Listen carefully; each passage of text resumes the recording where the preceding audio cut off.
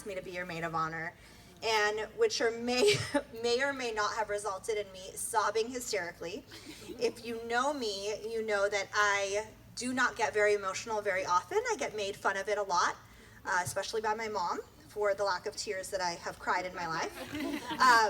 But since you all know Jen, you know that she is honestly the most selfless, beautiful human being that you have probably ever met. She celebrates the people in her life better than I've ever seen another person do. She is kind, she is thoughtful, generous, compassionate, and truly one of the most sincere people you will ever cross paths with.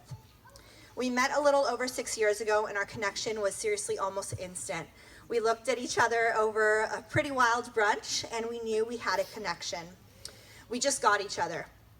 It's hard not to get emotional when I think about how God has truly blessed the broken road that has brought us together. We have been through the highest of highs and truly the lowest of lows together. But what makes me emotional and what's difficult to not cry tears of immense joy is to see someone as beautiful as Jen meet someone who treats her as wonderfully as she treats others. And Mark, you are truly that. You are not just the apple of Jen's eyes, but you are the apple of all of our eyes who love Jen. And I think you know that. Yes. When you are around Mark and Jen, even if you are the most cynical of people, you can't help but believe in true love. Not just the kind of love you see in rom-coms and when Harry Met Sally, which is one of my favorites, but the kind of love that completes you and makes you a stronger person. They are truly a match made in heaven, and I could not be more proud to be a small part of your love story. I love you both so much. So I could stand here and make you get even more emotional than you already are witnessing these two perfect humans become one today, or I could bust out in a rap. So, hit it, DJ Ian!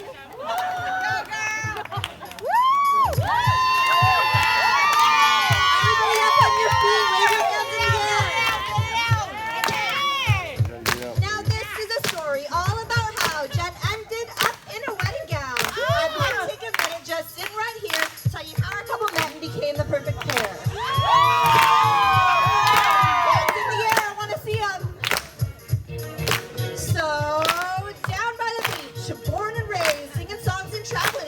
Most of our days. Santa Cruz, what? Lorna Sewell, always keeping her cool, moved into a spot with an owl in the spot. When a tall blonde Englishman who was up to no good started making trouble in her neighborhood. He swam by her desk and said, "Hello, my name is Mark." And Jen was like, "Hey Ma, he juggles balls, plays the trumpet and all. He's funny and smart. You've just got to meet Mark." Didn't take more than a couple of dates and an at-home carbonara failed plate for Mark to figure out Jen had stole his heart, but we all knew he had that figured out at the start.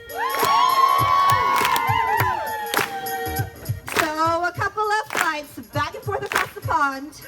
Everyone who met her grew increasingly fond.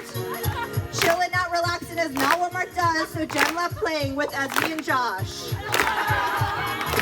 Over a couple of years, as their love grew, Em and Jay couldn't hide that all they wanted to do was spend all their days by each other's side. What? So Mr. and Mrs. Thomas they'd become. He popped the question. She said, "Heck yes." And Jen went to Sandia for a wedding dress. So raise your glass as we say cheers to Jennifer and Mark for many happy years.